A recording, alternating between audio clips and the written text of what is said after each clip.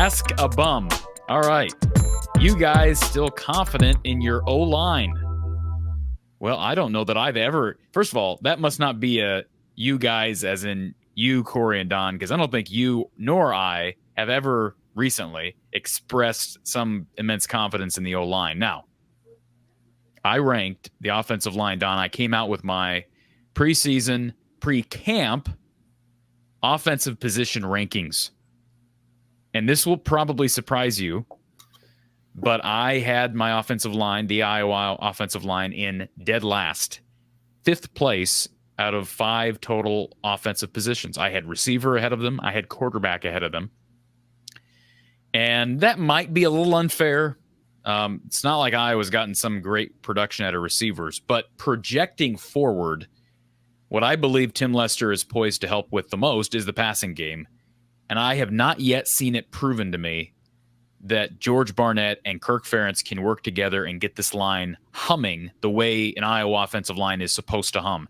Now, Kirk Ferentz made some comments here at Big Ten Media Days last week, Don, that really perked my ears up when he said they think they have 7. You mentioned the goal of maybe getting 8 guys that can play. He thinks they may have 7 starting level players. That's big. I mean, if that's the case, this is Kirk Ferentz saying that. You know, we heard for a couple of years that Iowa was really young. That narrative sort of died last year.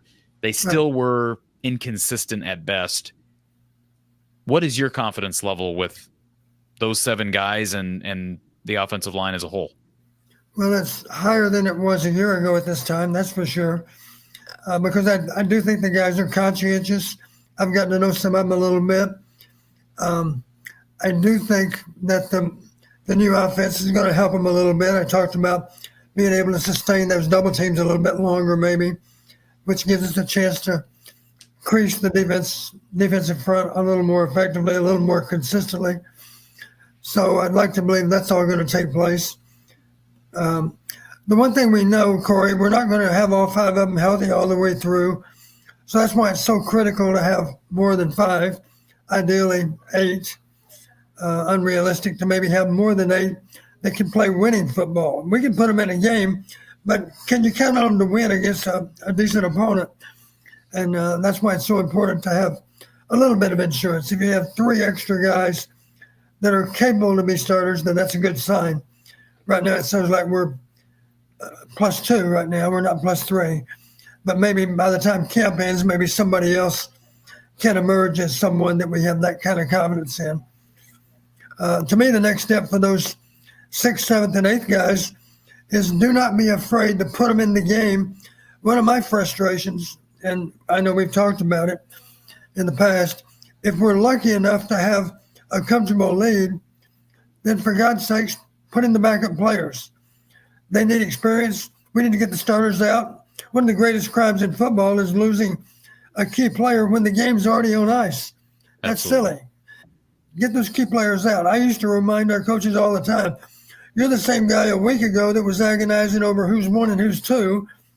Now you've decided this guy's going to start. For God's sakes, it's going to be a warm day on August 31st. It's going to be a warm day and all the way through the end of September probably. So if the game's in good shape, or if there wasn't much difference in 1 and 2, then don't be afraid to play 2. Let's find out definitively who's better. And sometimes, I'll be honest with you, sometimes number 2 surprises you with how well he plays. And sometimes, even though it's your best guess that 1's better than 2, sometimes in the game itself, it's proven otherwise. And so what is your level of confidence with George Barnett specifically? Because I know you really respect him as a person. His players say nothing but good things about him. His fellow staff, they say nothing but good about him. So how much confidence do you have in the way these guys are being coached? The one thing I can say with confidence, I would be very surprised to find out that all those offensive linemen have any kind of resentment or any kind of lack of respect for their position coach. I don't think that for a second. And I have reason to feel that way because I've talked to people that are inside the program and have shared that with me, former players that have actually played here in recent years that have a huge amount of respect for George. And for those kind of reasons, I feel like we're going to get our very best effort out of those players. You know, coaches can get guys lined up right and can be sure they understand their assignments. But the bottom line, when the ball snapped, you're not much help to them because it's all about whether or not you can exert your will on that guy across from you or not. So it's really a question of mental toughness. It's a question of strength and speed. That's why those strength coaches are so important. And of course, our guys have proven a long time ago that we are a good developmental program. And if those linemen show up and they're not big enough, strong enough to play, then over time they become big enough and strong enough to play.